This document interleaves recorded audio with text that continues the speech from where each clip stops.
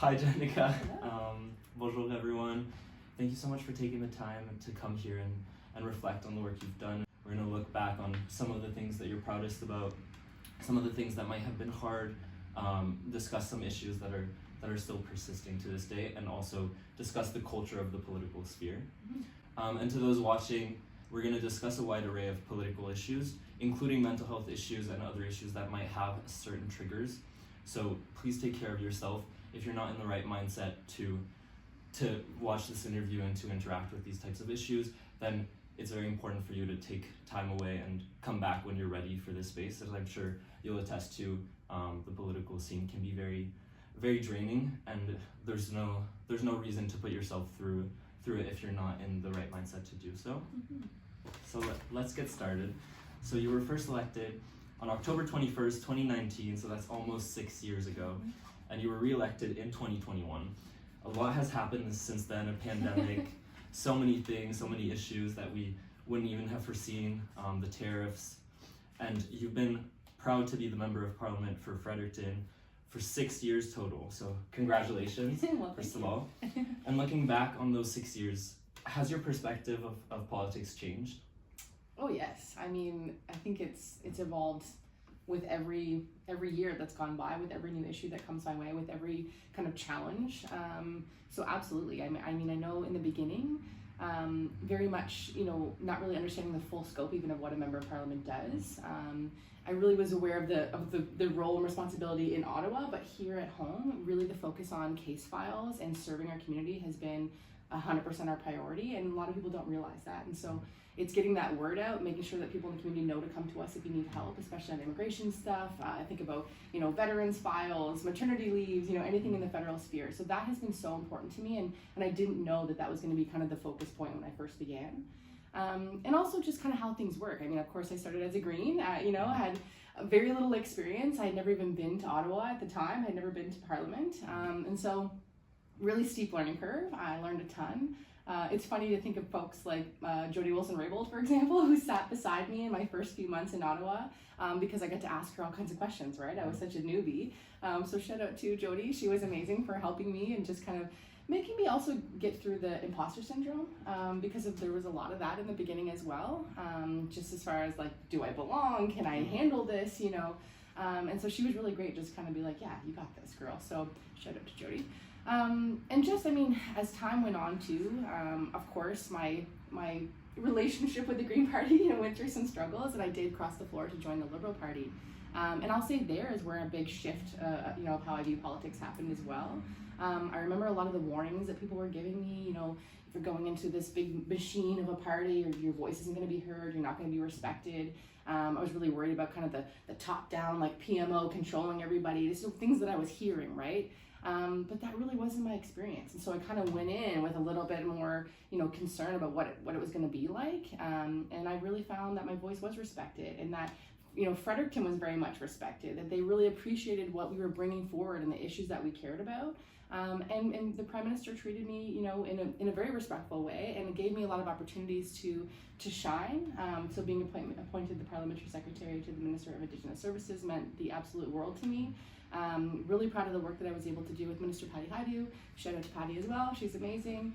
And even just like whipped votes, for example, it's such a scary thing to think of, but no, you're allowed to have your own mind as long as you're going in with a good intention and you're representing your community's interests. You let them know ahead of time. There's a 24-hour rule. So it's just these little things. A lot of perception about what politics is on the outside isn't really what the reality is. And I will say as well, just another shout out just to my colleagues across the aisle and all parties. I really wish people would see politicians more like humans and more like people that are just from their communities who really just want to make a difference. I'm sure everyone has their different motivations and their reasons for why they got involved, but my goodness, there's a lot of really incredible people up there who are really fighting for the best interests of our country. And so, yeah, I very much have learned, just to think about things differently, to think about other people's perspectives, and to maybe not be as judgmental even, and to be open-minded. I mean, that's kind of always how I've done this work, is to make sure that I never go in thinking I'm the smartest person in the room, like I'm willing to admit I'm wrong. I always want to know more information about these issues, but yeah, I've just learned to really kind of just take a step back and just appreciate, the people that are doing the incredible work up there, including the civil servants, even just the orientation process in Parliament. I was really impressed by. So people, be proud of Canada. We have a really good country and a very good government system. Yeah, that's really important to bring the voice and also recognize that the culture is very different from what it might seem, and I'm sure we'll touch on that later. Is there anything that has kind of improved since you were first elected? I mean, your perspective certainly has shifted, but has the kind of general culture, any issues or anything regarding Fredericton kind of improved since that time? You mean like for being able to deliver on some key issues like housing? I mean, certainly out of the pandemic, housing became a top issue across the country, but certainly we were feeling it here in Fredericton as we were also growing. So being able to bring in a lot of funding for housing was a really important piece, and being able to connect with the organizations on the ground that are doing all the key work, get people kind of out of silos. And so I think we had some synergy. I really felt like, about a year or two out of the pandemic, that we were really starting to, even in Parliament as well, even, again, all parties working together, thinking like, okay, we just went through something. Now I hope we learned some key lessons that it's going to take all of us to get through these challenges, and whatever might be coming down the road. Little did we know there'd be many challenges coming down the road. But yeah, I felt that synergy, and I felt it in Ottawa as well. Committees, so the Indigenous and Northern Affairs Committee, again, one of my favorite things to do is work on that committee, but everybody from all parties were really there for the right reasons again. So I felt like we were really getting somewhere. Then we had a bit of a change as far as the opposition leader. And I think Mr. Polyev ushered in another shift, that it became a bit more toxic in the House. So there's been these kind of like ebbs and flows as far as how we're able to get things done. So yeah, it's that part isn't as good, I would say, as far as we've kind of backtracked a little bit as far as how we treat each other. It was kind of like Team Canada coming out of the pandemic, and then we kind of went back into our individual factions. But here we are again, right? We've got this incredible nation building opportunity. I'm choosing to look at some silver lining moments to all of this with Donald Trump and what's happening in the South, and to see Canadians so proud of our country and really joining together and realizing that, okay, we got some differences, maybe we disagree on some things politically, but our common goal is to protect our sovereignty and our democracy. So there's all these beautiful moments that come out of the darkness, and I think for some reason, Ottawa really reflects that as well. And so, yeah, it's been a roller coaster ride, I would say.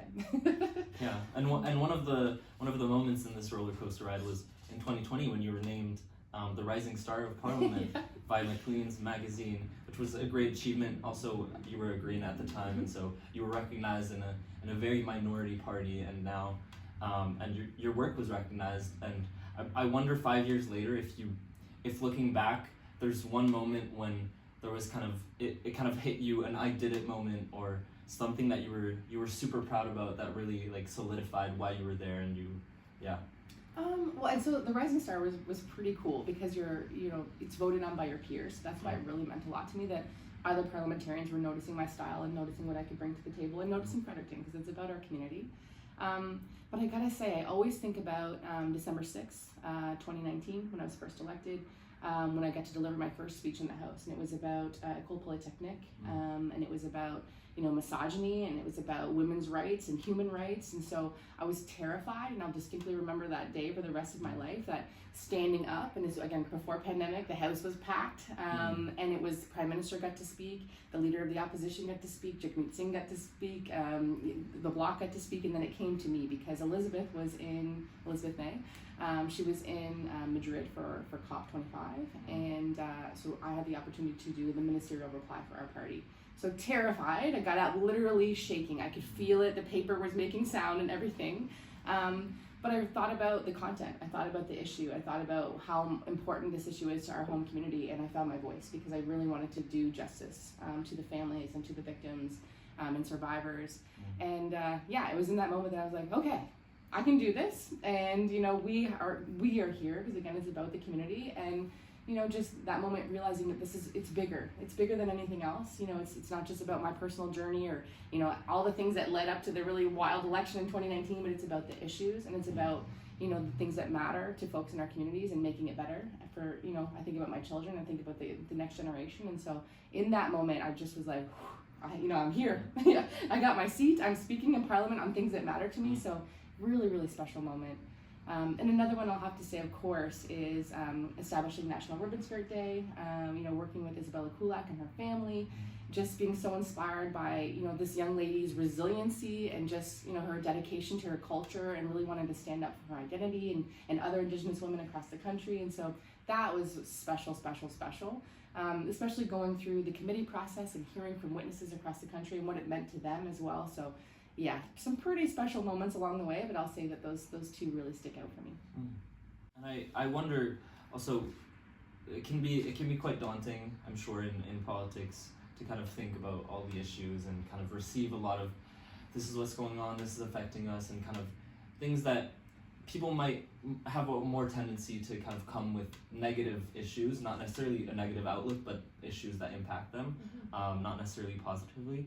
So I wonder, do you consider yourself still optimistic about the state of the country?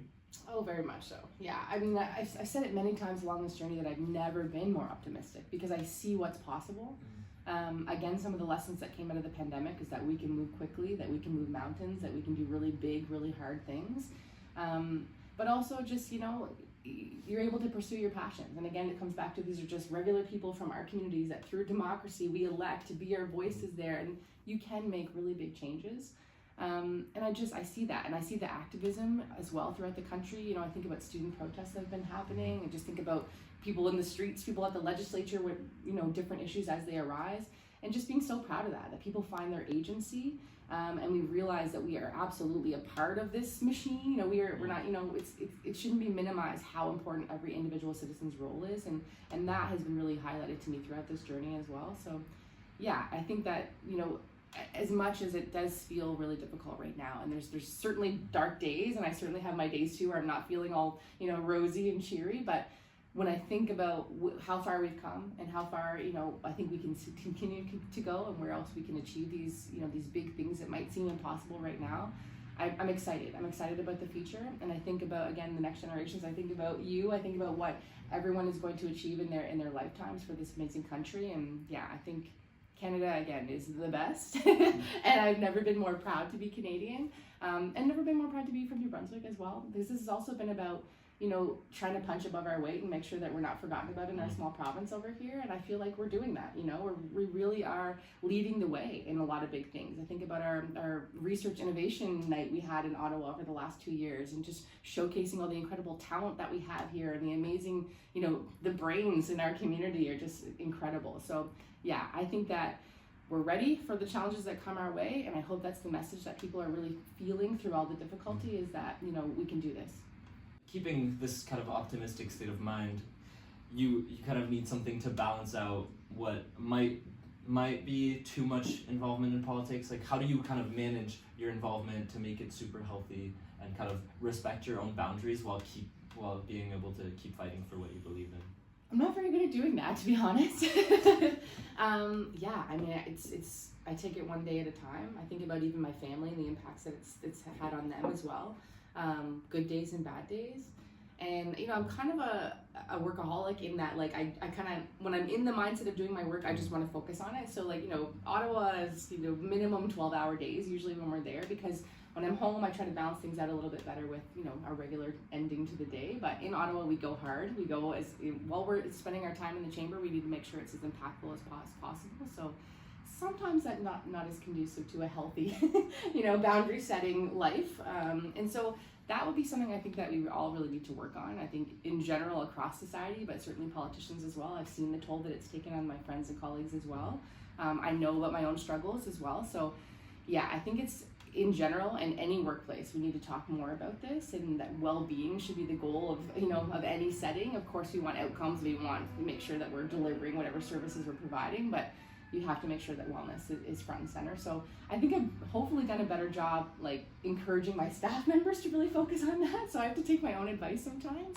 But that's one of the main goals that I have in this next chapter, is like taking care of myself and make sure that I'm the best mom that I can be for my kiddos, and I'm the best person that I can be for my family. And so, yeah, I wouldn't say I figured that out very well. And that might be why, 6 years, it feels like a little bit longer than 6 years. And I joke, in my first acceptance speech in 2019, it's at Pickering's, I'll never forget that night. I joked about the comments that people were saying to me in my high school yearbook, and also just in general, that I had great hair all the time, right? And that I wanted to be seen as more than having great hair. And my gosh, my hair has certainly taken a toll over the 6 years. I always laugh. I see pictures with just like my gray roots and things, and just like, because your hair is not the priority when you're the member of parliament.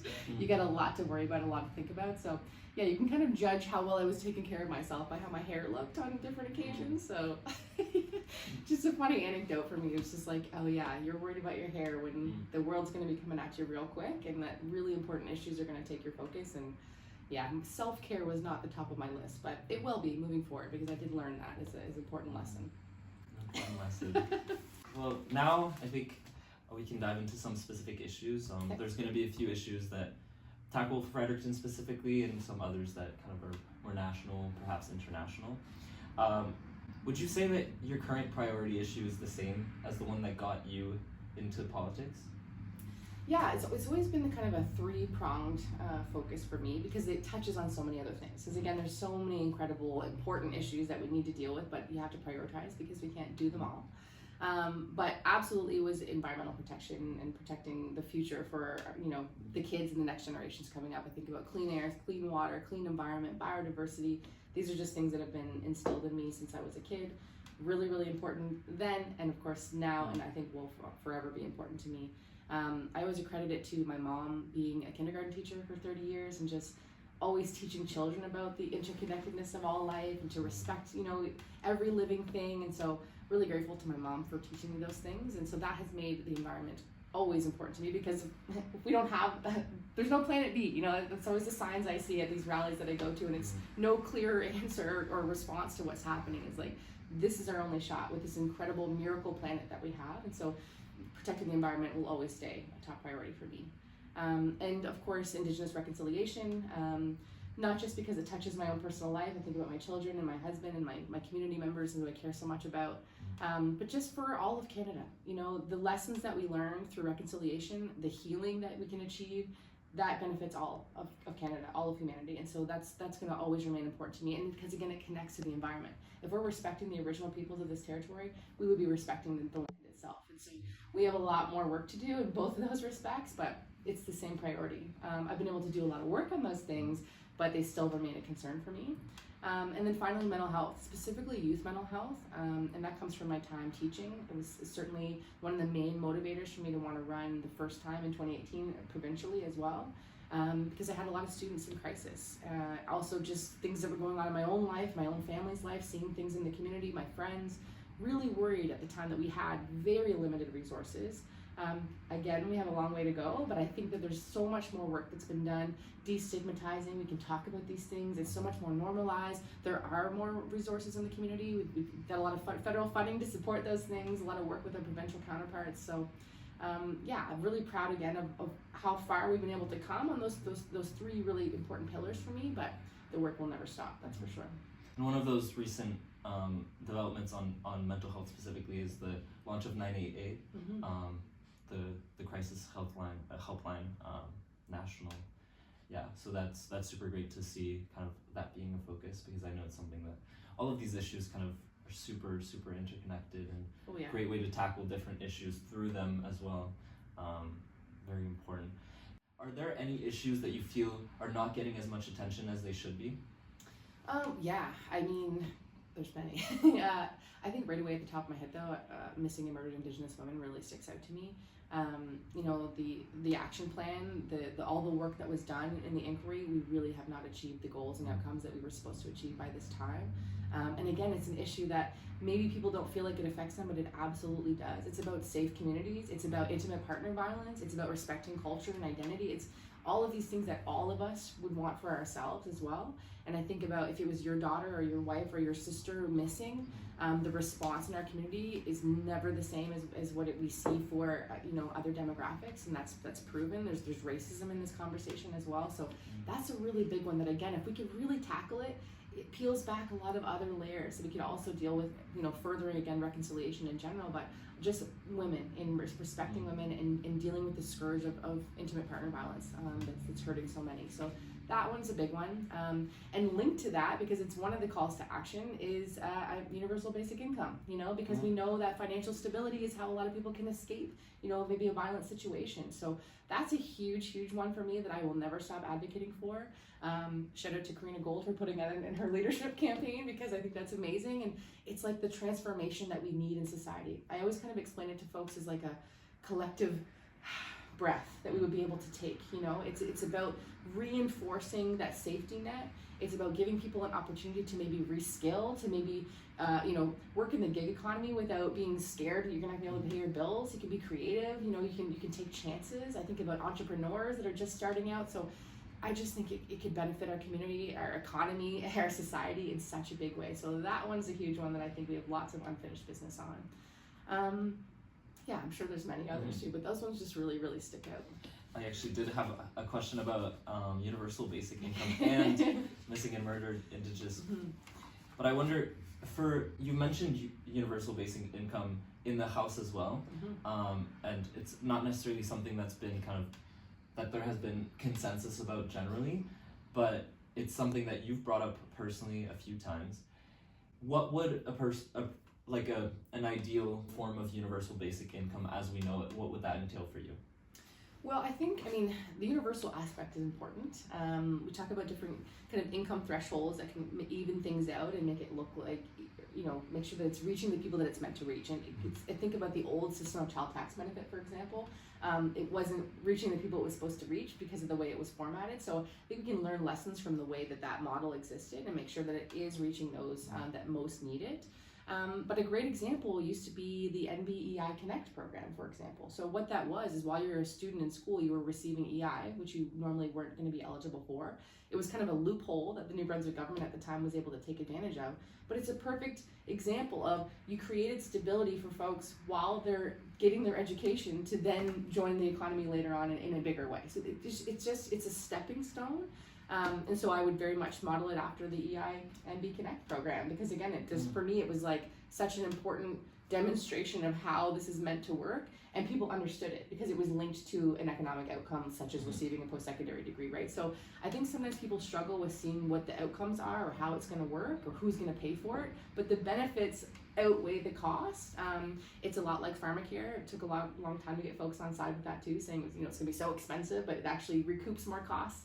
In the end, if you look at some of the reporting that's done, the Flynn report comes to mind. So it's the same with universal basic income. It's an investment into your citizens and into that safety net to make sure that they're going to be able to get to that next step without having to struggle so much. There's mental health impacts to that too. I think we don't talk enough about how financial struggles impact our well-being and how we see the world. And so, the threshold I think is going to change again as we're looking how world is changing, inflation and market basket measures and all of these things. But there's absolutely models that we can look to that exist. And yeah, for me, the research is clear that this is just the biggest step forward we could do to support everyone in our community and make sure that everyone has equal access to prosper, to achieve their goals, to dream. My goodness, dare to dream in this economy, right? So yeah, I think universal basic income gets me really excited. And it didn't get a lot of traction in Ottawa, I'll say that. We did have a UBI caucus. Julie Zarowitz is amazing. She's a new parliamentary secretary. Shout out to her too. She was really passionate about this. I know folks in PEI were very passionate about this, Sean Casey as well, because they were looking at models. They were doing pilots. They were seeing how this might work. And so the groundwork is there. I just think now we need to be bold, and this is the time for Canadians to be bold. So you'll hear me talking about this for years to come, that's for sure. Good to hear. So shifting gears a little bit, there's been a recent Black Action Class lawsuit, Thompson et al. Versus Canada, that has been filed through the Federal Court of Canada on behalf of Black Canadians to address systemic racism within the public service of Canada. As they state, damages include the wrongful failure to promote, intentional infliction of mental suffering, constructive dismissal, wrongful termination, negligence, and in particular, violations of employment law, human rights law, and charter breaches. Unfortunately, we're still far from equality in employment. How can we close this gap and address systemic racism in Canada? Well, I think a key piece would be settling the lawsuit. I think it would be admitting fault. I know that they're still battling this in court, but at the same time, they're implementing new anti-discrimination policies within the government. So that to me is a recognition of sorts that there was discrimination, right? And so a lot of the people who are impacted by this, the first thing they want is that recognition. They want someone to admit that what they were experiencing was real, because that's where a lot of the mental impacts comes from. It's almost like gaslighting individuals into not believing what's happening to them, or to, it's their problem of what's happening. So this is something I've heard directly from individuals who deal with racism in the workplace and discrimination. And so that's the first part, is admitting there has been wrongdoing, and treating these individuals with the respect that they deserve. And a big piece, again, you mentioned the failure to promote. People have an idea of what they think discrimination is in the workplace, but that's a really key indicator right there. Is you've got civil servants at entry level, but who's at the next level? Who's at the managerial or supervisor level? Who are in these director positions? Who are the deputy ministers? So it's very clear there's still an issue. Canadians, we like to think that we've got it all figured out, but we absolutely have to do more about this, and talking about it is the first part of this, which we don't do enough. And so the class action lawsuit's been something I've been following for quite some time. I've been meeting with a lot of individuals who are impacted by it. I actually was able to ask the Minister of the Treasury Board on 2 occasions in committee what they're doing, and again, they were able to point to me to different policies or different initiatives that they're undertaking, but they have not yet settled the lawsuit. And so that's a problem for me. I don't think that I think there's a bit of a cognitive dissonance there, as if you're admitting that it occurred, then you have the right to settle, with these individuals who have had major impacts to their lives. There have been, suicidal ideation because of this. There have been, people who have had, their lives fall apart, and, they deserve justice, and they deserve compensation, and we deserve to make sure that our systems and structures do not perpetuate that systemic racism itself, because again, we're always stronger when we're all at our optimal, we're all, our well-being of everyone in our workplace is looked after. That's how we get that efficiency in Canada. That's how we get that productivity we always hear about. We need to make sure that everyone's taken care of and respected. And so, yeah, a lot more needs to be done on that. And I'm quite shocked it hasn't been settled, because to me, the evidence is there that it's not a winning court battle. So you might as well settle and give the people who are impacted the respect that they deserve. One of the issues that you have been talking a lot about, and that you perhaps had a different stance from other members of parliament within your own party as well, is nuclear energy. In 2021, you stated that you don't believe that we need to emphasize a broader future of nuclear energy, and that you really think it's about reducing the demand for energy first, and then utilizing the amazing renewable technology we already have. Mm-hmm. You also mentioned that referring to nuclear energy as a viable solution is a greenwash scenario that has been created by the nuclear industry. This stance diverges from the overall stance of the Liberal Party, and some members of the Liberal caucus have even directly discussed their disagreement with you on the topic. Yes. How have you built your current stance on nuclear energy, and why is it important for you to speak out and speak your disagreement on this issue? Well, it's funny. In the environmental movement, there is a lot of folks who are really focused on nuclear as the potential future that's, it's often touted as zero emissions, which I would challenge, because even in the construction of a nuclear facility, of course, you're going to be creating emissions. So again, it's like these terms that we use, right? And so it's green technology. We're hearing that a lot too. So I've often been called that I'm like a Jane Goodall environmentalist versus the New Age environmentalist. So apparently that means that, Jane Goodall is amazing, and I will take that any day. It's that I believe in again, leaving the earth with as little damage as possible, right? And so, that's just something that's been instilled to me since I was a child. And so I see that, again, the interconnectedness of all life. I want to respect every creature that lives on this planet. And I think about, in the event of a windmill that's being, maybe it's destroyed and it falls to the ground or something happens, right? There's going to be some impacts. There's going to be some environmental impacts. Hopefully no one is injured in whatever happens. But it's not going to devastate an entire ecosystem and potentially harm every human in a certain radius, right? So I just think about, the ultimate risk when it comes to nuclear. Of course, They're, incredible advancements in technology. It's very safe. I'm hearing from so many of my friends and colleagues who do support nuclear in a big way, people who have worked in the industry. I listen, I take in all the information, I take in briefings. I've met with, Natural Resources Department, Environmental Department. I meet with the lobby as well when they want to have meetings with me. I've joined a nuclear caucus as well. So I do the work because I know it's kind of something that I have felt more than anything, but after doing the research, I'm still not convinced. I'm not reassured. And it's because of the uncertainty of weather patterns, for example, of global temperature. I don't think there's guarantees that we can protect this extremely volatile energy source. I think about Lytton, BC, when their entire town went up in flames, burnt to a crisp. Their infrastructure was melting.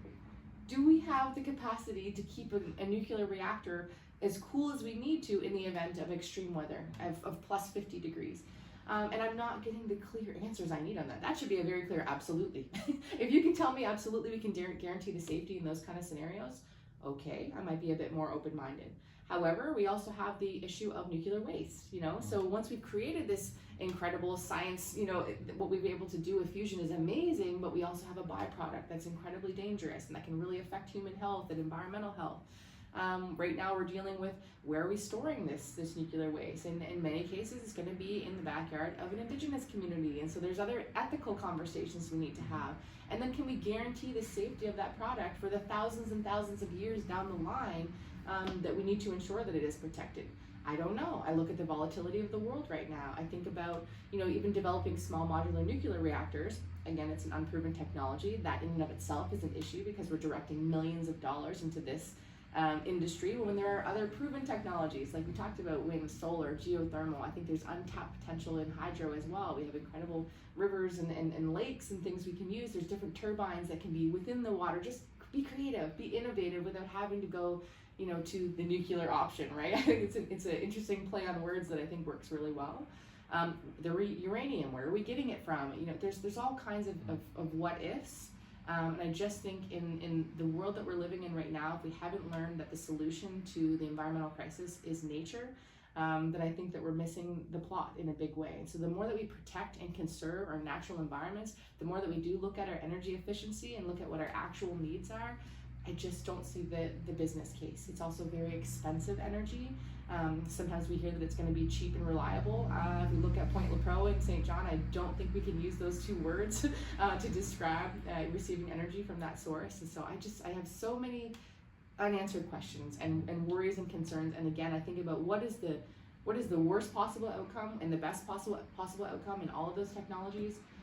And my gosh, I'm just not willing to take that risk, especially in unceded, unsurrendered Williston Gallic territory.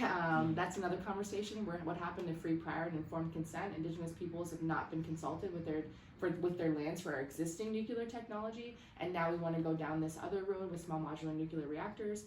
Yes, some communities are signing accommodation agreements, and maybe because, again, there's socioeconomic concerns.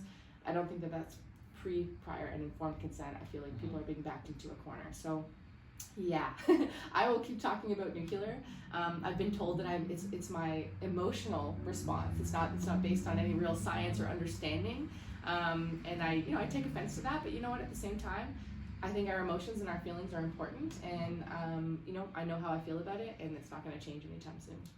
Yeah, and it's super important too, the piece about reducing the demand, and kind of we don't need to be using this much energy.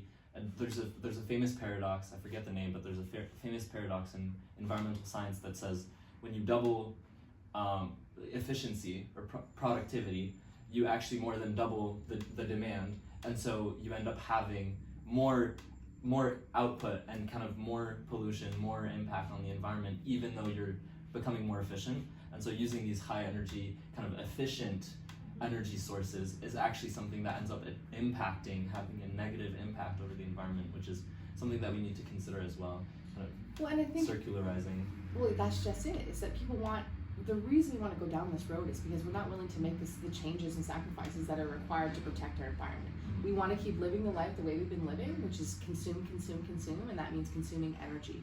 And so we can't just keep living like this, So, and I know it's difficult for some people to hear that we can't have this growth mentality, but we have finite resources again on this miracle planet. We have to be humbled in our approach, and we are just not. There's no humility in expanding further nuclear. I don't believe that. Another issue that kind of stands out here specifically are, I mean, just general issues that affect the military. We're near CFB Gagetown, and you grew up in Oromocto, so you've had the chance to kind of interact with the military community Absolutely.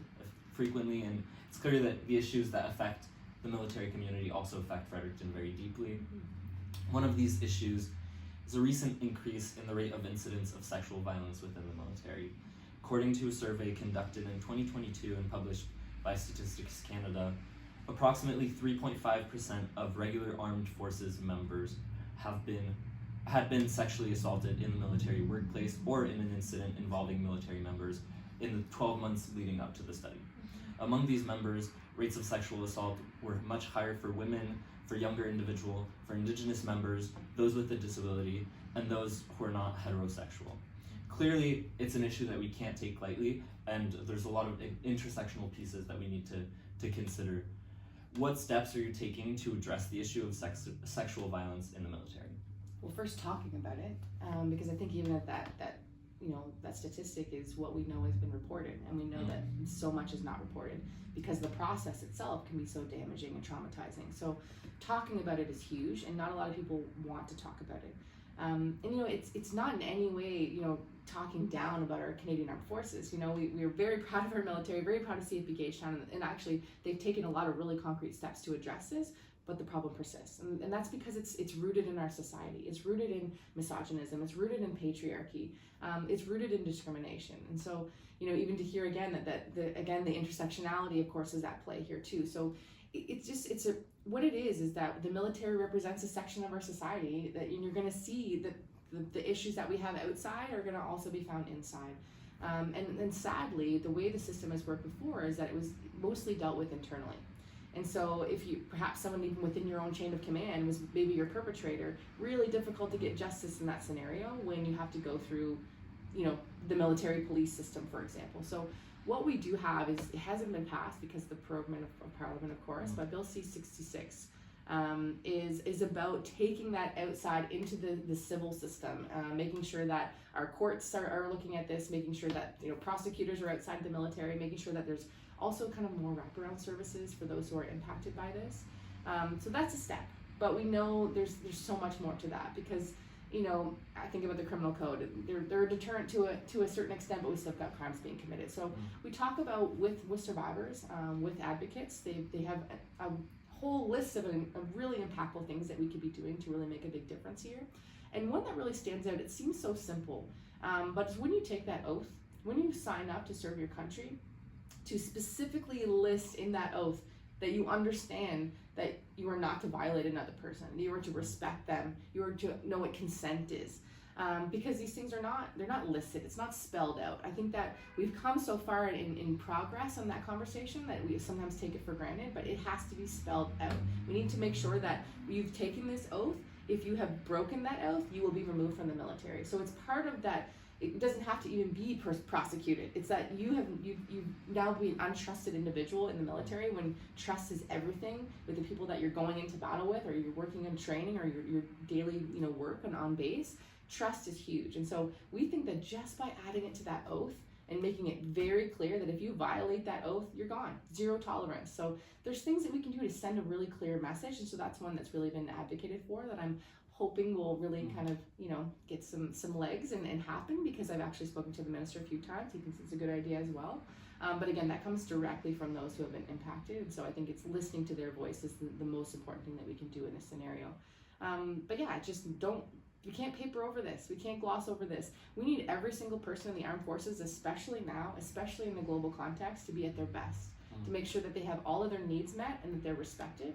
And just to add to that, we need to pay them more. That's another thing. It's a side conversation, but I think immediately if we give all Canadian Armed Forces members a little boost in compensation, that also helps our small communities like Oromocto. My town wouldn't exist without CFB Gagetown, so there's so much more we can be doing to respect our already serving men and women, and that will help us get more, recruitment, because we also need to make sure that we have the numbers as high as we can right now. So making sure, first of all, that someone's safety, that their body autonomy is respected. I think that's kind of the bare minimum we can offer these individuals who are willing to make that sacrifice for us. So all kinds of steps and issues have been put forward. Again, listening to those impacted, listening to the survivors, they know what we need to make the changes. So pass that bill, hopefully, if we get back to Parliament, would be a huge piece, changing that oath. But again, making sure that they're involved in these advisory groups. There's for the first time, there's a Women's Veterans Advisory Group, and there's individuals there who have some of that lived experience as well. But we can't stop talking about this. It has to be a priority. And every new base commander that comes into CP Gagetown, I would love to sit down and have this conversation with, because really that kind of culture change starts from the top. In 2021, as a Green, you first introduced a bill that would impose a universal ban on glyphosate, which you reintroduced in 2022 as a Liberal. As you stated, the widespread use of glyphosate over New Brunswick forests and across Canada is a menace to human health and plant and wildlife biodiversity. There's a growing global consensus that glyphosate, deemed a probable carcinogen by the International Agency for Research on Cancer, has no place in our society. What could the government be doing to better address and assess health risks posed by common agricultural practices, while ensuring that farmers are equipped and supported with the right tools to implement sustainable farming practices? It's an excellent question. I think the first thing is getting the lobby out of decision-making rooms. They shouldn't be meeting with our ministers and deciding what that policy is going to look like moving forward when they're clearly the benefactors financially to those decisions. We hear about the Tiger team. There's lots of examples where this has happened, where, say, Bayer, for example, is actually at the table helping to shape these decisions moving forward. Another problem is we need accurate and up-to-date Canadian research as well. We tend to rely on other jurisdictions, particularly the United States, where also we know there's a very close relationship with, government and lobby and corporations. And so that's the first step, I think, in clearing the air, because we need accurate information. We need the full picture of what we're really looking at.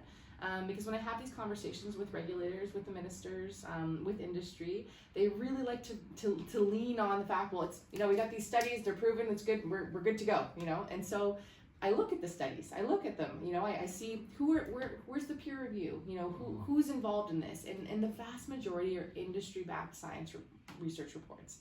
That's a problem, because again, who benefits? It's critical thinking right at the gate. We need to just look at this with a lens of who's going to be the beneficiary, who's benefiting from this, and who might be impacted.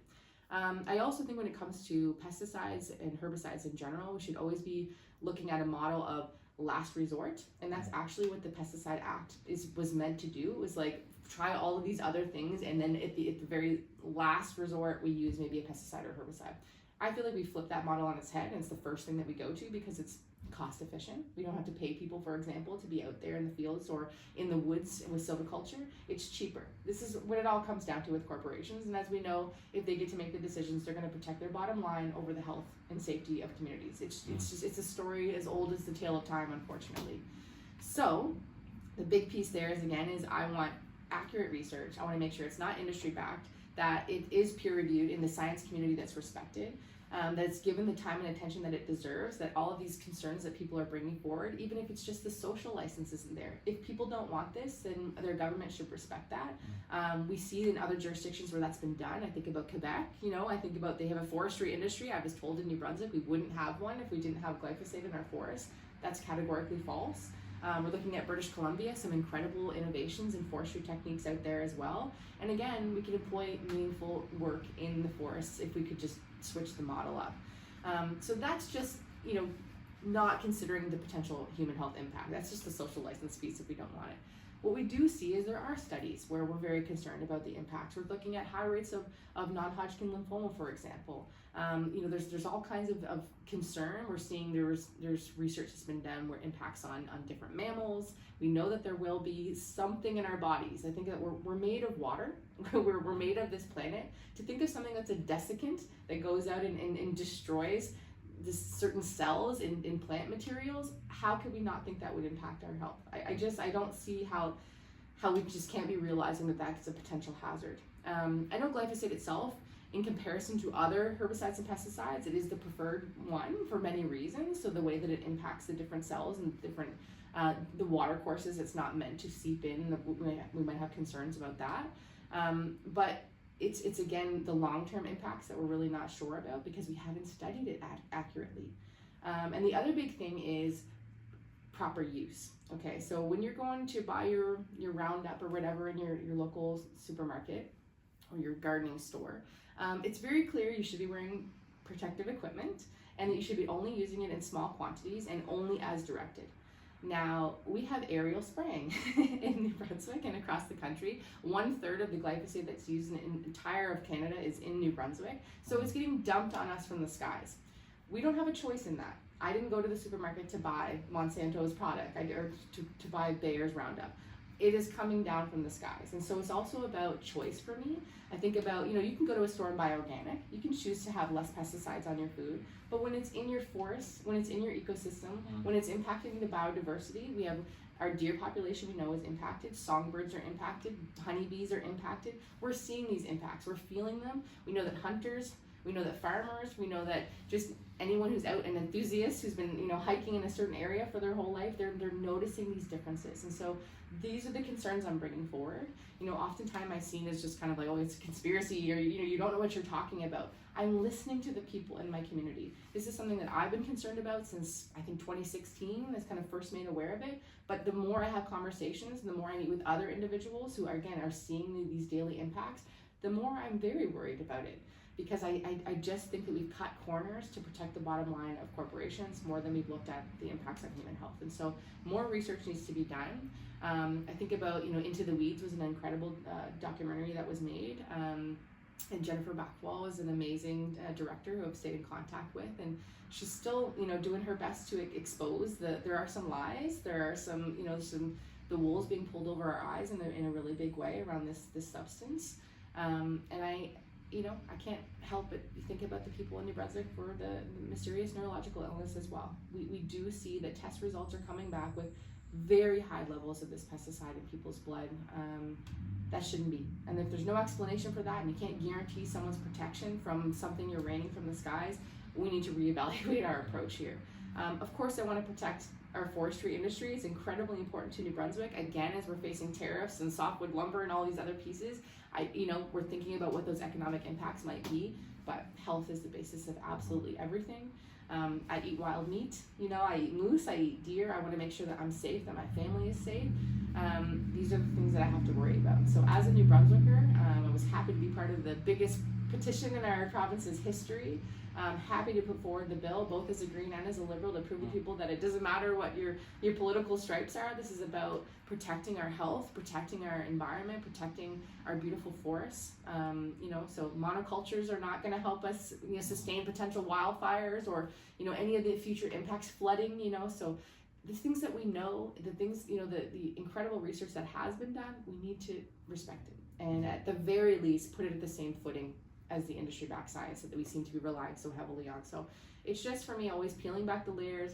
I've always tried to be there to kind of poke and prod and ask questions. And I know I'm a bit of a pain in the ass for the Natural Resources Department, but hey, that's my job as a member of Parliament. Speaking of the cluster of progressive neurological symptoms, you mentioned it in November, this kind of symptoms of unknown etiology that's affecting many people in New Brunswick, and particularly people under 45, Indigenous people, and those living in the Acadian Peninsula. You called on the government to be there and to work with experts and provincial partners to finally end the suffering in silence. Concretely, what should be done to work on this unknown neurological illness? Is it studies? Is that the piece that you're really... Well, immediately we need an inquiry, I think. And that's what really the victims are asking for, is they want to know what happened, what went wrong here. They want accurate, up-to-date information on the process of this investigation as well. We want to know, who are the experts? When is it starting? What's the timeline? When do we expect the results? When are you going to offer your recommendations? People want information. Very much they're in the dark right now. And for years, they were actually treated like there was nothing wrong with them. And so it's again, gaslighting. It's like the system has been gaslighting them, their own health system. So these individuals and their families, again, deserve respect. They deserve answers, and they deserve quality of life. If we had this investigation, we've known this for years now, if we had any progress, we could have actually maybe had, potential treatments. Quality of life is so critical for these individuals who are so ill. We had a meeting with over 50 families, and people, there was a seizure during our meeting. They're very, very ill and they need help. And so that's the biggest thing. They need to know that their government is behind them, both provincially and federally. They need to know that they can trust their health officials. They need to know they can trust the system. They need to know that everyone's going to be looking out for their best interests. And New Brunswickers at large, I think, need to know some reassurances that we're going to be okay, that this is not something that, is going to continue to spiral. We're at 435 individuals right now. That's very scary. And again, that under 45 number is also is a big red flag for the neurologists that are involved in this. It shouldn't be happening. We're seeing people's brains that are resembling, an 85-year-old with Alzheimer's. The quickness, the speed of the onset of these symptoms are really scary as well. So there's a fear, and I think that they tried to keep it quiet because they didn't want the kind of hysteria to get out, but we're past that now. People are very worried. And so at the very least, show us your plan. That's what people really want. It's just, okay, outline what are the next steps? Who's coming to help us? Because in the beginning, the greatest minds in the world were coming to help New Brunswick. Epidemiologists, virologists, neurologists, the Mayo Clinic, all these big names they were coming to descend because they are also alarmed. $5.4 million was committed by the federal government to help support this investigation, and it was turned away by our previous provincial government. So something's deeply wrong. I don't know what it is. I don't want to speculate because, again, I think that would just potentially derail or put the focus where it doesn't need to be. I just want to help these families get answers. So that's the first thing, is start the investigation, and then please provide information to these families of exactly what the timeline looks like, because every day is precious to them right now with their loved ones because they're so sick.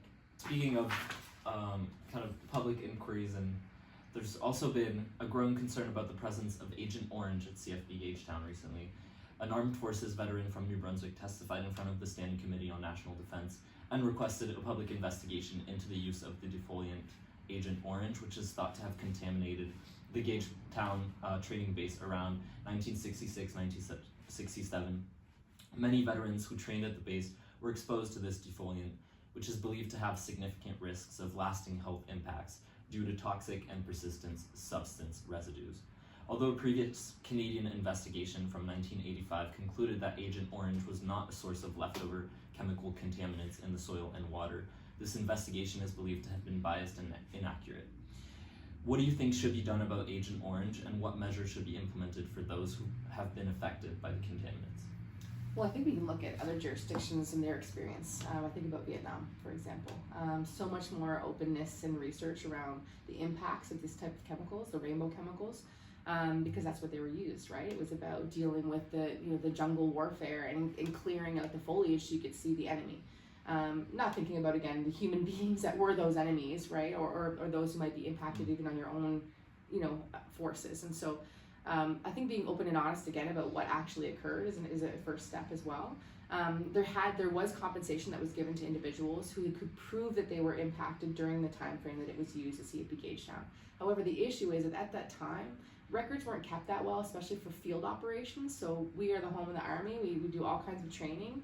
And so people who came from across the country to do the training, they very well could have been soaked in the field. We have firsthand, lived experience when people talk about those kinds of incidents.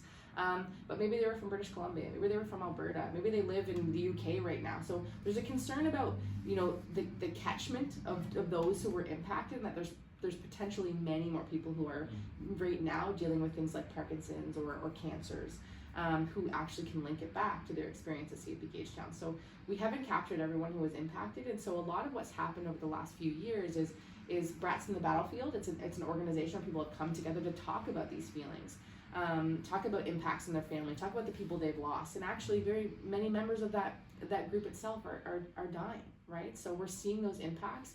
That's the thing with Agent Orange, is it was something we always knew was going to impact you down the line, right? So it's your immediate exposure wasn't the concern, it's how it's going to impact your body years later. We even have individuals, I've had constituents come in where they've actually had their doctors, after their partner has passed, actually link it and saying, I think you should look into this. There's no other explanation here except for potential exposure to environmental toxin. And so it's a real issue. There's still concern that there are, there's other barrels that may exist, or the contamination is still in the soil at CFB Gagetown, and there's less evidence to support that. However, my main concern is those who were impacted during that clear timeline when we knew we were testing that product, and to make sure that everyone who was impacted and their families get the compensation they deserve and the respect and recognition they deserve. Because again, gaslighting is a word I'm using a lot. So this is a lot of people are feeling that way. They know what they experience, they know what they're going through. It's very real to them when you've got someone who's suffering with a terminal illness. And again, you know, especially if it's from serving your country, you know. So I worry so much about what the future of that conversation looks like without me right now as a member of parliament talking about it, because you know, it's if it doesn't affect you, right, you're not going to think about it. And that's really how these individuals and their families feel. It's a very kind of lonely experience, and it's very scary because, again, every year new illnesses are popping up for those that are affected. And it's not just in the original member. We know this also passes through their bloodlines. And so that's, again, information we learned from Vietnam and the impacts there. So we need an inquiry. We need people to be able to tell their story. We need for them to be able to get that recognition and be compensated if you've been impacted, if your health is now declining because you were sprayed with something that you didn't have a decision in, you know. So it's about rights. Again, it's about justice.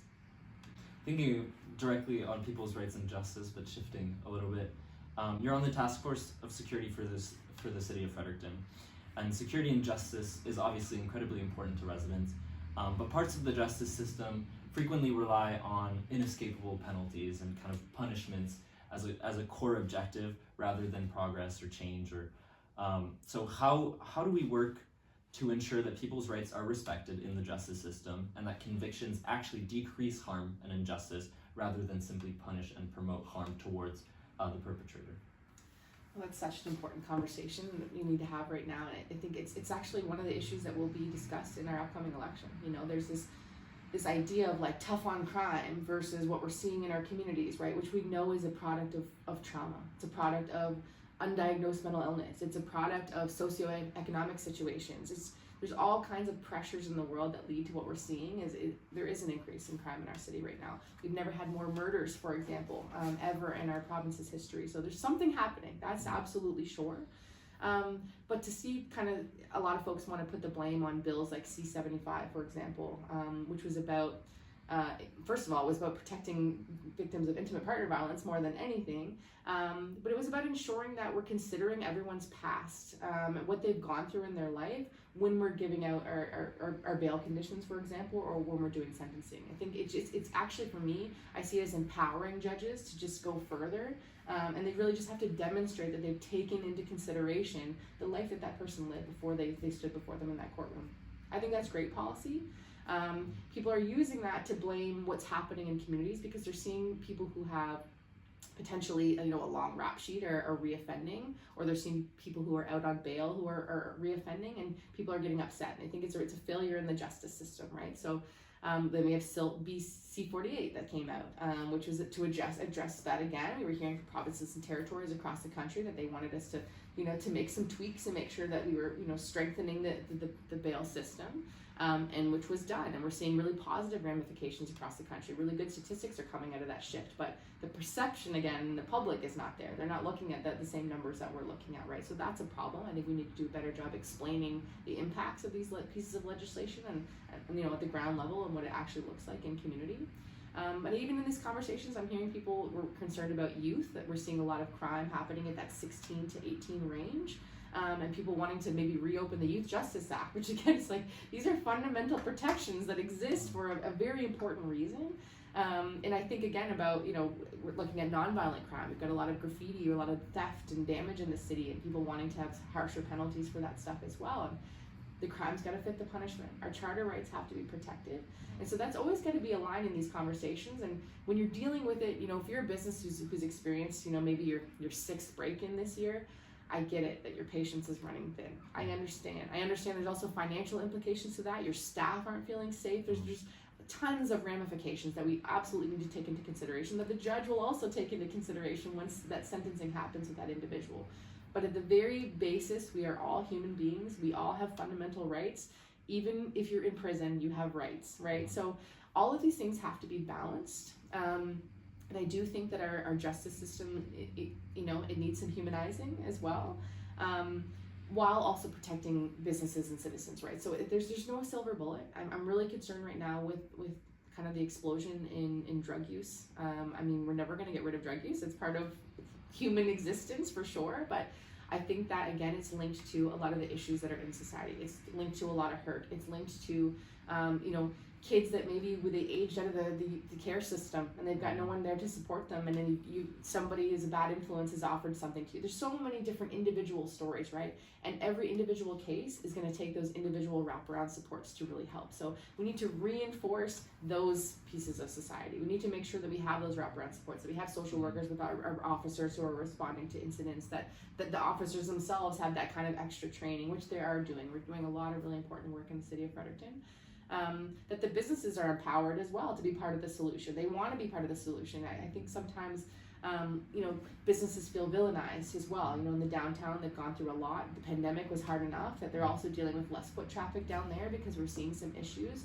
Their voices are also important. But at the end of the day, I think for me, it's always human over your profits, for example, which is going to probably get me in trouble by saying that, but it has to be, right? There's always a reason why somebody's path has led them down that road.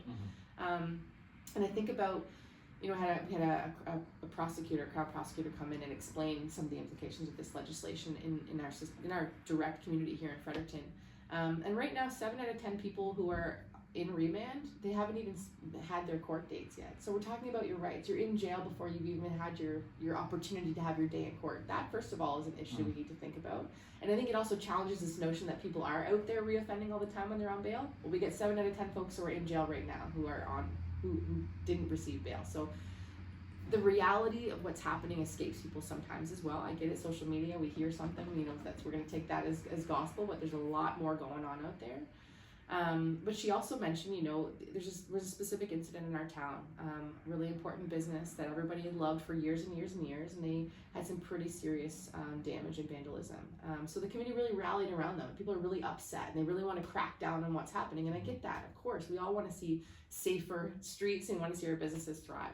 But the individual that did that, perpetrated the incident against this business, they were out on bail, and a police officer testified for 45 minutes that this person should not be let out on bail. They gave the example of all the things they had done and how awful they were and these kind of things and probably going to reoffend and yada, yada, yada. And then the judge decided to give them bail, and the person did reoffend. And so we can feel upset about that for a couple different reasons, but what the Crown prosecutor said to me was, she's like, well, what do you think that person felt like listening to 45 minutes of how awful they were and how bad they were and how likely they were to commit crime? Maybe that's why they were like, fine, if you don't believe in me, I'll go. So again, it comes to how we treat people. I think that's just so fundamental.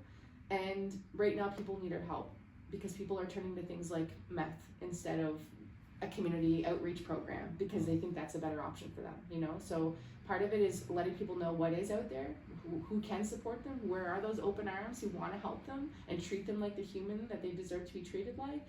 And then there's the other options that some of those people are choosing to take. And, again, we're not going to end drug use. We're not. What we need to increase is safer supply. We need to make sure that people aren't dying from the toxic drug supply, which is the big issue right now. We need to make sure that people have clean needles to use. New Brunswick is the second most intravenous drug use province in the entire country. We don't really realize that. We're small, but we have really, really high rates of intravenous drug use. We need to make sure that people aren't dying or contaminating or spreading diseases in our community just from that. So there's things that we can do. I know there's a sharps problem in our community. It's because we shut down a program where people were collecting sharps. Programs work. We have to invest in these programs. Really proud of our federal government for doing that investment and prioritizing these issues and understanding the intricacies and all the different layers and the trauma-informed approach. That's why I'll be a Liberal forever, because I really, really feel like fundamentally that it's something understood in our party and that we have invested in. First time ever having a mental health and addictions minister. Shout out to Yara Sachs as well. So yeah, I think it's important that we know what we're talking about when we enter into this conversation, and it's so easy for us, even those who have been directly impacted, to kind of just jump to conclusions or think that there's these easy silver bullet solutions, and unfortunately they just don't exist. It's very complicated. It's going to take all of us to be a solution, and if that's extending a hand to somebody in your community who's really down on their luck and making some bad choices, but you treat them like a person for the first time, that might be the thing that changes the outcome. So yeah, it's a tough issue, but we can't blame it on things like, a piece of federal legislation that actually reinforces human rights, so it'll be talked about for a long time to come, and I look forward to my task force meeting, which is actually this afternoon. One of the corner pieces, the pillars of our democracy. Journalists are often forgotten in their role in democracy. News sources like CBC and Radio Canada act as both information and culture hubs, but they're forced to operate on insufficient funds and reduced capacity. In addition to this, the situation for independent and local journalists is even more dire with a greater lack of funding and support. What would you do to help the CBC and local journalists in the challenges that they face today? Oh, well, I mean, there's so many initiatives that we could do to support local journalism. I think that a steady flow of income is a big piece of that, to make sure that they have, predictable working hours and supports. I think that the first time it was in 2019, it was, I think it was Global News, one of our local journalists, and to see them lug in all the equipment themselves and set it up, I was really shocked. I thought there was like a team, right? I thought there would be a lot more supports, but to realize how much each individual journalist has to do on their own just to meet their deadlines is really incredible. And I think we forget about how important it is to our democracy. Like, we need these local voices. I've always prioritized local journalism. That's just one thing that I can do as a representative, was like, of course I'll go speak to the Aquinian, for example. Of course I'll speak to our local Telegraph folks, or anyone who's here lives in our community, right? So they understand what's actually happening, and make sure that their voice is then heard on the national stage. So that's one way, is just to support them in general and make sure that they have access to me and I can give them, the interviews and the information that they need. But we've got to have those funding programs that exist. We also need to support local radio as a piece of that too, that we don't always think about. Those local radio voices are also critical. It's just that direct path into your car or into your headphones, and so it's diversifying our communication as well, right? We cannot get all our information from Meta. We just can't, right? This is why we're here right now, folks, is because we've made some bad choices and we've entered this space where information can be controlled. And so local journalism, and also our national broadcaster, my goodness, I love CBC. I always have loved CBC. Never has it been a political thing. It was just always like, yeah, we love CBC, we're Canadian. Like, it is what it is. So this kind of vilifying of our national broadcaster right now that's happening is very bizarre to me. I see it as a ploy of populism and, to kind of the path of politics right now, but it's a very dangerous thing. I think absolutely we need to protect and make sure that they have solid budgets, that they're supported, that it's predictable funding that they have, that we protect the integrity of what journalism is, because they abide by the rules, there's integrity in our Canadian system of journalism. I think that we too often compare it to what we're seeing in the United States, where I think they've lost their integrity in their media quite some time ago. And I just, for example, like even CTV Atlantic, I just love watching CTV Atlantic because it's just like normal, wholesome, maritimer information that I'm like, this speaks to me. These are my community members, our local weather reports. It's just, we can't minimize just how important they are. And then again, especially thinking about election times coming up, all the ways that they're involved, all the ways that they're, helping to spread information or share the platforms or get interviews so people know who they're voting for and what's important to them and what are the top concerns right now. So there's just so many important pieces. I think we did a pretty good job supporting local media and journalism with the Liberal government the last 4 years, but I think we could do better. I think about my friend Sophie Chattel. She's been pushing for this for quite some time. She's a member for Pontiac. And this has been one of her top priorities. So her voice has definitely been heard. I really hope we're going to see it reflected in our platform moving forward, that there's solid protections. Because again, we're seeing what the possible outcomes could be in the United States of what happens when you have these kind of monopolies that control the message. And that's a problem. And then also you lose some of the storytelling, right? There's the local storytelling is so important. It's who we are. And even just as put my historian hat on, you go back to, early journals and early ways that people communicated. It's about people. Again, it's keeping the humanity in our media and in the communications and in the consumption that we have. And just, I can't stress enough how important it is and how much more we need to do to protect it. Yeah, and funding for independent journalists is also a great way to support student journalists and support different communities, Indigenous communities, just all types of communities. I think about like the MB Media Co-op, for example, like just such an important media outlet, so underrated, operating on a shoestring, right? And they would cover topics that I deeply cared about that nobody else was talking about. right? Because even at other layers of as we go up the chain in media, there are some controls about what can be released and what can't. And I've known how I will be favorably or not favorably covered in certain media outlets. It just is what it is. But those local voices are so critical for getting out the truth sometimes and what's really happening on the ground. Mm-hmm. And the what's happening in the United States is also setting a scary precedent. The Washington Post being bought by Jeff Bezos and restricting then they were going to release a statement about the election, Kamala Harris, and that was restricted. So just seeing how different systems should not be interacting with each other necessarily. Like big businesses should not be able to, these should not be enterprises, these should not be businesses, these should be kind of pillars of our democracy, and supporting them is necessary for that. And the critical thinking piece again is like, what would Jeff Bezos want with a media outlet? Why? Why do you need that? I can think of a few reasons that are very scary.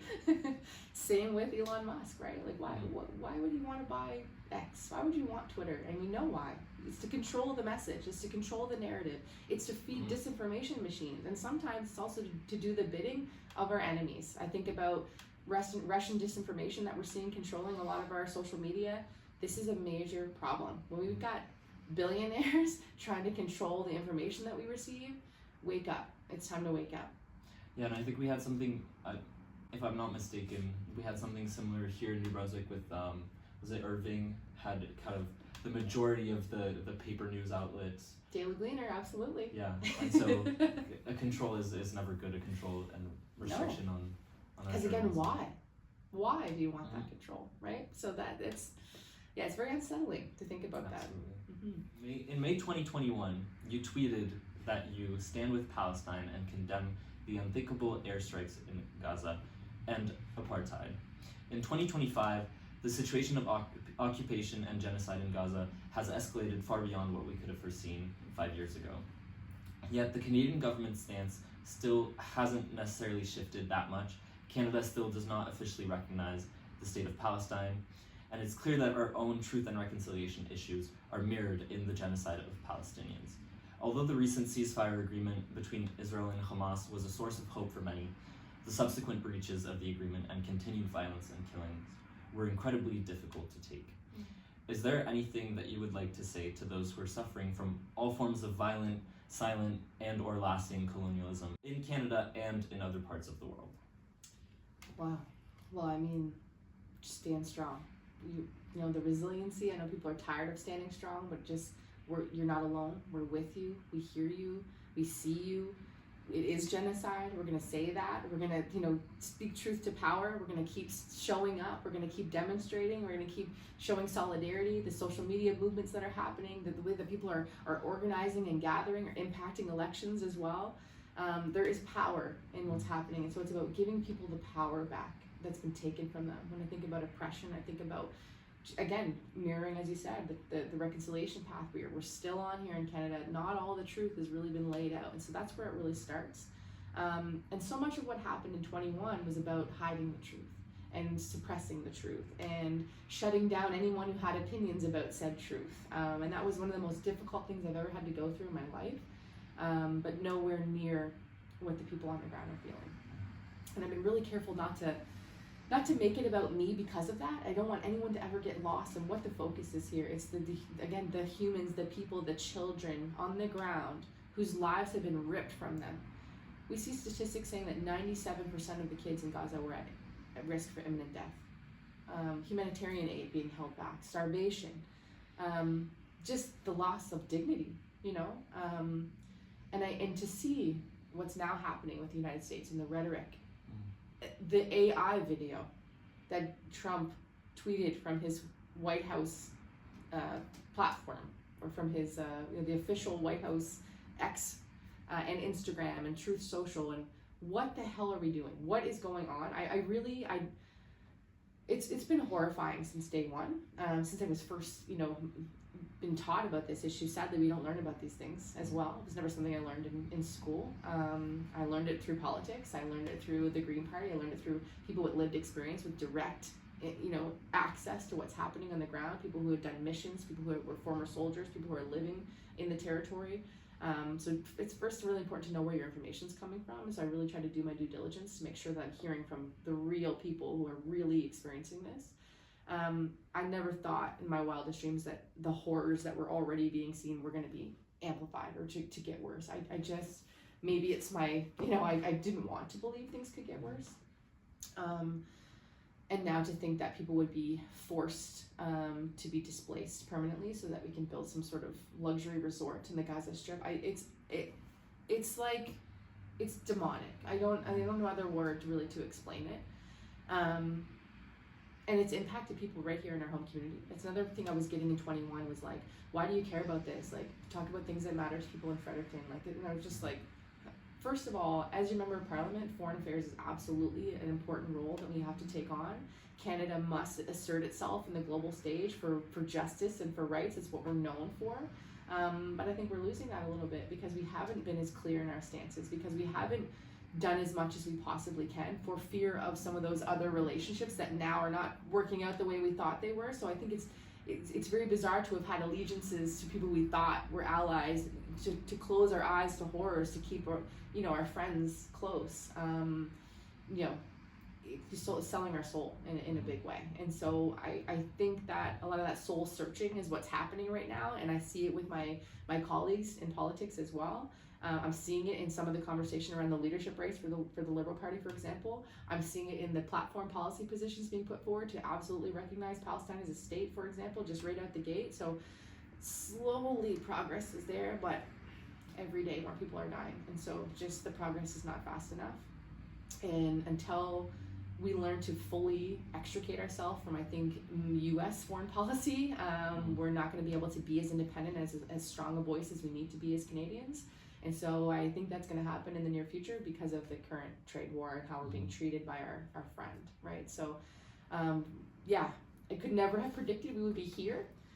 The silver lining would be just that more people are aware that this is something that almost, every kitchen table is going to be touching on at some point or another if you're paying attention to what's happening in the world. And so it's a little less lonely in the resistance fight, you don't feel as much like this kind of the soul crushing that was happening. It's like, sometimes you question your own sanity when so many people are telling you that you're wrong.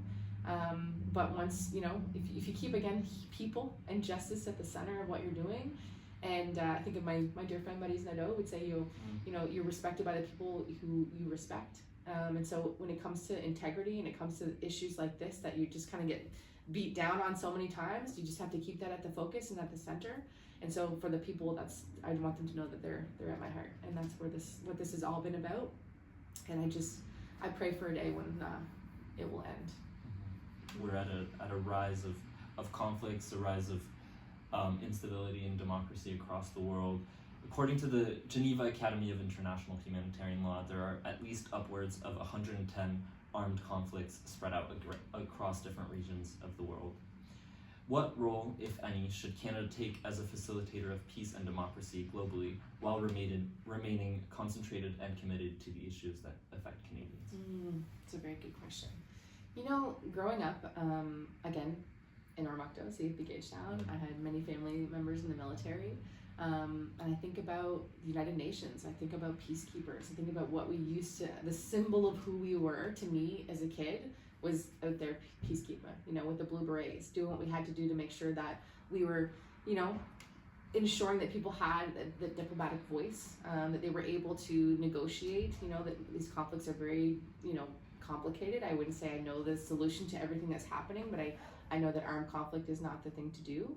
And so that, we've got to be back to being peacekeepers. We've got to, be clear about our stance on things. And the stance should be that that's never the answer, and I think about nuclear disarmament as well. I think we need to have a bigger voice in the stage and the world stage about what's happening there. I think we've updated the doomsday clock. We're 89 seconds to doomsday. This is very scary. At the height of the Cold War, we were at 2 minutes to doomsday, and people were doing the duck and cover drills under our desks. So this is the time for us to figure out who we are and who we want to be and how that impacts the rest of the world. And I know that so many other folks share that kind of vision of Canada as the peacekeepers, we were respected in the world stage because of that role.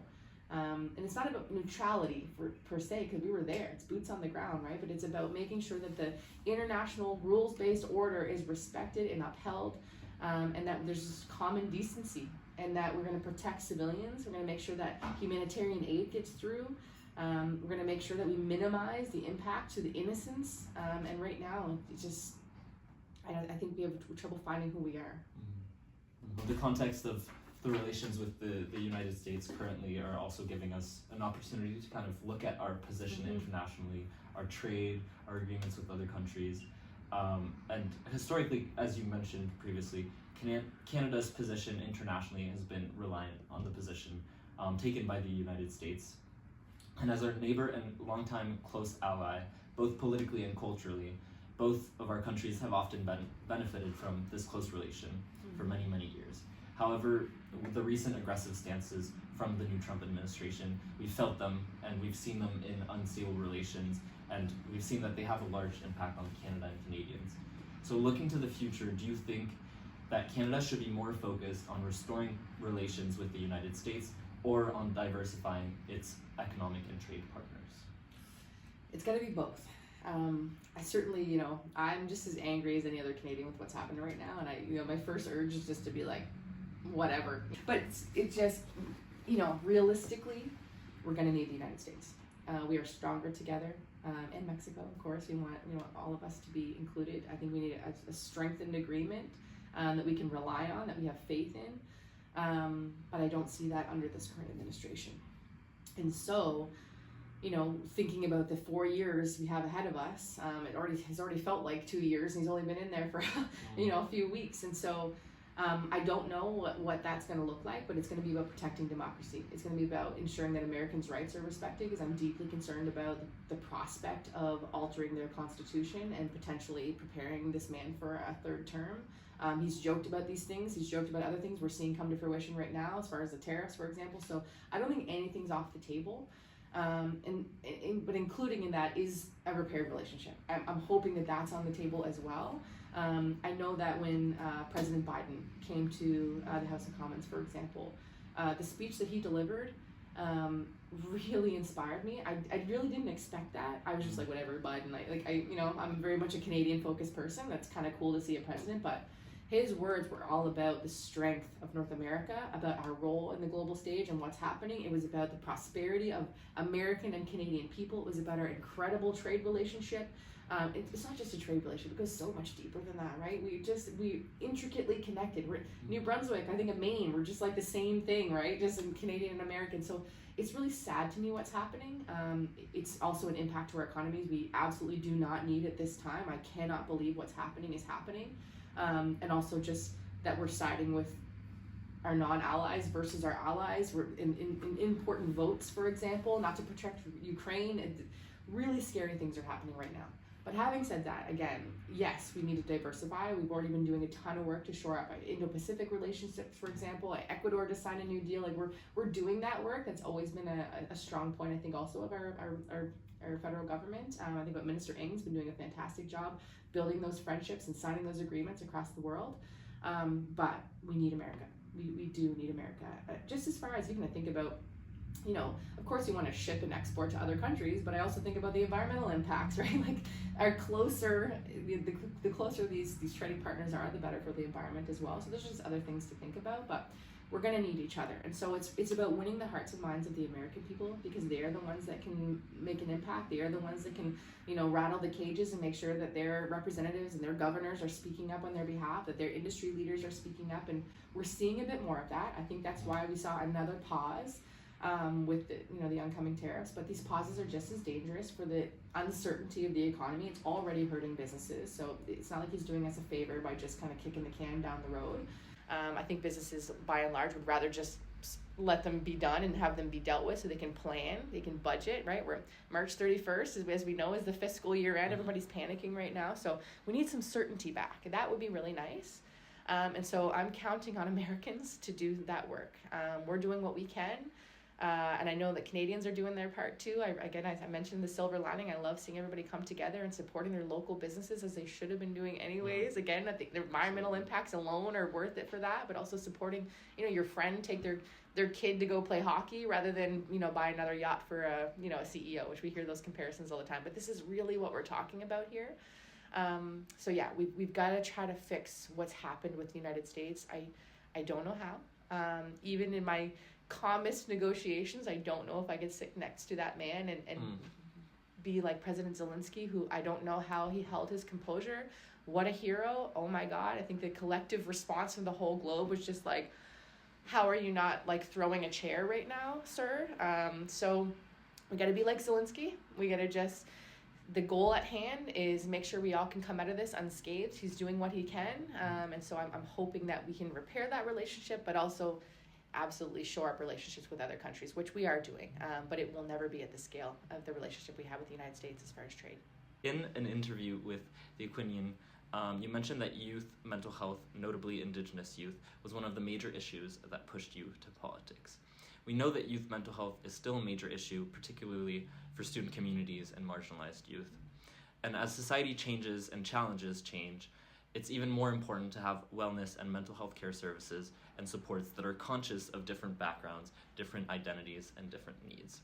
In your opinion, how can the government increase the availability and quality of both traditional and non-traditional mental health and well-being resources for youth to better respond to the crises that we face today? Well, a big part of that comes back to compensation again. So some of these programs and organizations do exist, but they're all operating on just such a small budget because we haven't invested the way we had to. We should be in mental health. We are not always including it in our general health plans, for example, which is just mind-boggling to think we can separate our mental health from our physical health. So that was a first big key component that we have been doing, is making sure they're put together and prioritized, and that in some of our transfer agreements, for example, with the provinces and territories, it's like spelled out, like don't forget mental health. It's kind of important. So that's a really big piece of it. But as you mentioned, it's also about recognizing the credentials and the background and the experience of other people with lived experience. For example, I think about Indigenous elders being recognized as someone who could serve in a counselor role with someone who is Indigenous who might need that service in that moment, because it's culturally responsive, because it respects where they are in life. It takes into account, the historical, context, for example, or, what led them to this path. And so just in and of itself, that it kind of, if you're going to seek help from someone, you don't have to start at the beginning. You know what I mean? You don't have to tell your whole life story. You just can start where you're at. And so we know with mental health supports, it's all about meeting people where they are, meeting them where their needs are. So that's a big part of it too. But access has to be huge. So we have these people, if we're paying them properly, where are they going to be? We need 24/7 mental health clinics that you can go to in every small community. I mean, I'm talking, Chipman. We need one there. We need one in Shediac. We need one anywhere that we have a neighborhood. We need to be able to access mental health services. We just can't ignore anymore just how important that service is to everything, to the economy. If we always have to put it in those terms for certain people, think about productivity. The lost potential that someone might have from not being able to seek services as quickly as they need to. It's just irresponsible at this point. We also know the faster you get served, the better your outcomes are. And usually it's only one time you need to see somebody if you just in that moment get the help you need. So there's so much more efficiencies we can build into that system as well to make it more cost effective, because I know that's always, again, but what's on people's minds, even though it shouldn't be. So yeah, it's about access. It's about ensuring that cultural responsiveness is there. I think about, New Brunswick, its third language spoken here is Arabic. Many people who speak only Arabic are going to also need mental health supports. Wouldn't that be amazing to be able to walk in and have someone speak in your first language to help you feel better? We're so far behind on where we're at, because right now we just have the basics, right? We went from nothing to a foundation, but we have to expand that and make sure that everybody's needs are going to be met. And I don't think it's that hard to do, because there's so many people who are invested in this kind of work who want to be able to help. But again, because they haven't been compensated properly, we lose a lot of those amazing people to other sources of employment, because it's just not sustainable for them. I hear that a lot when I talk about campus, for example, and just making sure there's enough people to serve the population. It's hard to get that retention piece. And of course, you want people who, are going to have some longevity in those positions. You can build that trust and that relationship, but really the turnover now is like, a year we're losing people because it's just such a low pay rate. So all of these things, it's about how much do you value, protecting mental health and mental wellness in society. So that's how much you should be investing in it. And because it is an investment. Again, it's like, think about all the other positive outcomes can come from when someone is at their best. And so we've got to do a lot better of a job. And I think about, Indigenous Northern Affairs Committee, we talked a lot about what does that look like in Indigenous communities. And right now they might have agreed that they need more social workers or mental health support workers in maybe a remote community, and they'll send them. But if these people are not from the community, or if they don't have any of that experience or background knowledge, how effective are they really going to be, right? So it's going to be a whole, a holistic approach, very much so, and very regionalized as well. What we deal with in a small rural community is going to be very different than an urban community. So, and again, we do have the resources. I think that people want to be doing this kind of work because it's so meaningful, it's so validating. And when you get to help somebody in a moment of crisis, and the positivity that radiates from that is just, it's so worth it. And that's why you do get people who stay in those jobs who get paid very little, because it's just their whole heart is in it. But then we get burnout, right? And that's not good for their mental well-being. So it's just, I think across all systems, we need to make some fundamental changes that, again, keep people and wellness at the heart of all decision making. And that in and of itself will make a better, health impact for people. So we're getting there, as I said. The foundation is now there where it wasn't before, but we need to learn some lessons, and again, listen to the practitioners and the people who are on the ground doing that work, and make sure that they're reinforced with everything they need to keep doing their job. Yeah, and the availability of mental health services also goes a long way to destigmatize, I think, of young boys in particular, kind of how stigmatized mental health is in sports too, and just kind of addressing those, and also goes a long way for, as you said, physical health and reducing costs of that we're putting into kind of the physical healthcare system by focusing some efforts on mental health is actually benefiting us if we're thinking about the scale of the economy. But there's also a lot of different markers that can be used to kind of measure progress as a society.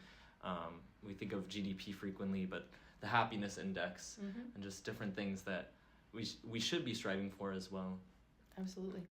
And thinking about students, we know that many students across Canada feel like the government or their institutions are not always very attentive to their needs and to what they have to say, which contributes in turn to kind of the mental health situation, especially for political situations and communities that have been politicized as well. We've seen this manifest in the past 2 years, with many students feeling particularly alienated by the administration of their universities in response to pro-Palestine protests. But it's no secret that youth generally feel unheard, whether those who are not able to vote yet or those who don't feel represented by their own government. If you could send one message to the youth advocates of Fredericton, what would you say? Oh, wow. That they're amazing. Don't let anyone, stop you from dreaming and achieving, because it's all possible. Again, one of the reasons I first ran is because I was so inspired by student activism. So teaching at Fredericton High School, just seeing my students really extrapolate the content they were learning to see how it impacts their lives and what the future might look like, and realizing that they deserve better, and realizing that they can stand up and do something about it and propose solutions, and that we can see these solutions actually implemented. It's energizing, right? It's really exciting. And so I really hope people realize that is like the agency, the power that you have in those actions. And when you stick with it, again, when you keep at the heart of what you're doing, again, the justice and the truth, and you're validated in that work, just, it can be that shield. It almost repels some of the stuff that's coming at you, and in your heart what's right, and where your own personal integrity lies, and that will take you so far in this world, because people are so quick to sell themselves out, and just, again, stay true to who you are, and that's it. You're going to go extremely far. And administrations come and go. I know it's been a particularly difficult couple of years. Really unfortunate as well to see some of the administrators kind of position it like it's them being neutral by not supporting, but really it's more punitive. It is alienating, and it does make students feel like, do I even belong in this setting when I thought this was the place to come to expand my horizons and change my thinking and want to contribute to the world. And I'm so inspired by that activism, because I see what people here in Fredericton, for example, what they do want to contribute, what kind of world that they want to fight for. And that's amazing. And it's for me, it's like reassuring knowing I'm raising kids in a world like that. You know, I think like we're going to be okay. If these are the leaders of tomorrow, we're going to be fine, you know? So keep it up. That's my message. One thing that keeps me going is speaking to other students, speaking to the faculty. I think the administrations and the faculty often have very different positions, and the experts are there with us, or talking with us, and sometimes that doesn't get represented on the wider scale, but there are people who are there to support us, and it's important to kind of establish that contact. I think too, if we look at history, think about, you know, civil rights movements, you know, so many different, you know, actions across, you know, the previous decades, right? Students are there at the forefront, you know, so we should be paying attention to what they're standing for, what the messaging is. And, you know, again, time proves, I think, they're right, you know. I think about the Vietnam protests, you know, I've mentioned Vietnam a couple times now, but it just, we had enough, you know, and we're seeing that in America right now, for example. We saw 443 national park locations had people showing up for their country, for democracy, for the people. And so, you know, it's just, it's energizing. I think that's the word. And then we need that, because the onslaught of what's happening right now, the news we read every day, these executive orders, it's very overwhelming. It's designed to be overwhelming. It's supposed to be wearing us down. But when you gather, when you get with other people and you talk with other folks, you get that validation. You realize, okay, there's power in numbers. We do have something to say here, and it is important, and they're not going to shut us down. And it's just, it's amazing to see. And it's the power of people. And it's just, that's what politics is all about. I always say, never be a politician if you don't like people. You're in the wrong job, and some people are in the wrong job. But it's just, you know, loving people and just all the complicated messiness of people is so much a part of this work. And I'm just grateful that I've been able to, you know, take it in for the last almost 6 years. Yeah, the grassroots scale is a great way to get energized. The local progress markers, that's where you don't lose hope, because you see the things happening. Looking nationally can be very exhausting. That's just it. Don't lose the hope. And I think about that whenever I get to visit like a classroom, which was, you know, my favorite thing. Every time I would leave, I was just like, oh my gosh, like I feel so hopeful, because the questions they would ask, or just like the way they would shape things, or just what was important to them. It's just, it's like, we're going to be okay. We think of teaching critical thinking to youth, but the youth are kind of teaching critical thinking to society, and it's really a nice perspective to have. You mentioned previously the missing and murdered Indigenous women, girls, and Two-Spirited people. And throughout your time in Parliament, you've spoken a lot about the crisis. And in 2022, you said that the current public data on missing and murdered Indigenous women and girls oversimplifies and underrepresents the scale of the issue. Violence against Indigenous women and girls is systemic and a national crisis that requires urgent, informed, and collaborative action. What concrete steps could be taken to address the crisis of missing Indigenous women, girls, and 2S LGBTQIA+ peoples, and progress towards justice and healing for Indigenous communities grieving these losses? Well, I talked about universal basic income as one key component of that. Continuing the anti-racism work in education is huge as well, because there's absolutely a huge component that underpins this crisis, and it's about racism. I mean, the Red Dress Alert also is huge, because it's about awareness, and a big piece is about how we treat missing Indigenous women and girls, that oftentimes it's kind of like, you know, brushed off or not given the attention that it deserves when we see like the Gabby Petito effect, for example, which is just as important as well, but just, you know what I mean, how the response, right? And that's also a part of this crisis that we need to highlight, is that the response is not often what it should be. We need to peel back the layers again. It's the truth component of what also the implications sometimes of policing systems in this as well. Organized crime. There's many elements to what's happening here. So I would love to see a dedicated task force as well to studying really what's happening. There is data that we can extrapolate. There's absolutely an analysis that could lead us to better outcomes and better decision making, better policy. So funding and resourcing is key there. Indigenous-led is number one as well for all of that work. Indigenous voices, especially the families and those who have been directly impacted, need to be respected. And it's just, again, it's the effort, it's the value that we're placing on Indigenous women and girls and Two-Spirited people. And it speaks to the other issues in society that we have with discrimination. And I think about, we saw in Manitoba with the landfill that's being searched, that they found remains. They were told that was impossible. They were told, don't even bother, to treat that person like they were just garbage in a landfill and to leave them there as their final resting place. I cannot imagine that for anyone that I care about, anyone in the world. So just the callousness at which we treat some of these cases is totally unacceptable. And I'm so grateful that Premier Canoe saw the value in this, not just as an Indigenous man, but just as a human being, as a father, to want answers for these families. And they found remains already, So it's to challenge people to get out of these kind of these notions that it's just, these are things we can never, overcome, or it's just part of life. Absolutely not. And the other big piece, of course, is intimate partner violence. As I mentioned, there's many layers to what's happening with missing and murdered Indigenous women, but there is a component where it is a spouse or someone that loves them. And so we have to do a lot more work. We have to work with our men as well. It's a woman's issue, but it's a man's issue. It's really, we need them to take the lead on this. I think about the Moose Hide campaign. I think about the White Ribbon campaign. These are only once a year. I think almost every day we need to be talking about this. And what are the rules? What are the responsibilities? What small things can we do in our lives to make a difference? And then, of course, support and wrap your arms around those families who have already lost people. We have missing women in our community right here in Fredericton. We still don't have answers. So if somebody knows something, speak up. That's the other bit, is that sometimes in community, we're sometimes fearful to speak out when we're seeing things or we know things. We can't do that. We have to have a culture of looking out for each other, a neighborhood watch, we've got to do absolutely everything that we can. And I think it goes back to also, National Ribbon Skirt Day is as a small piece as that might seem to me, it's like, again, it's honoring women. It's a day to say, wear your ribbon skirts with pride and you will be respected and upheld, and we can tell your stories, and it's a special place to just honor the women.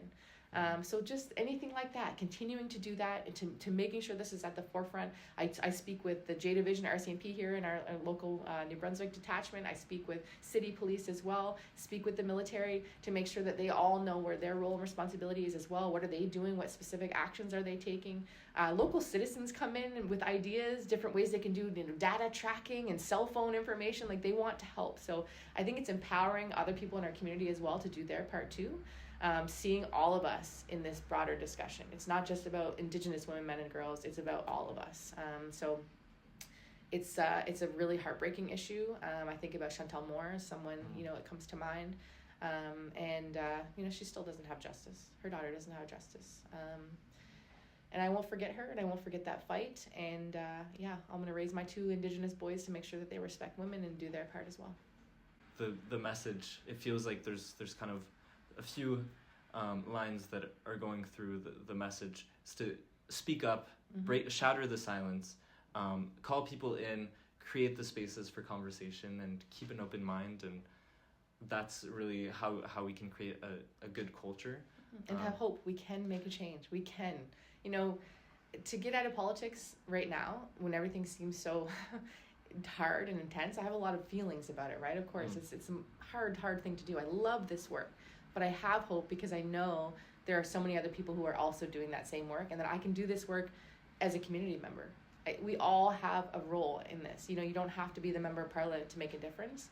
And so I hope that's the other message that comes through, is that everybody sees themselves in this tapestry of this amazing, messy, difficult country that we live in. But it is it's worth fighting for every single day, and better is always possible. And that's just kind of what Canada's mantra is.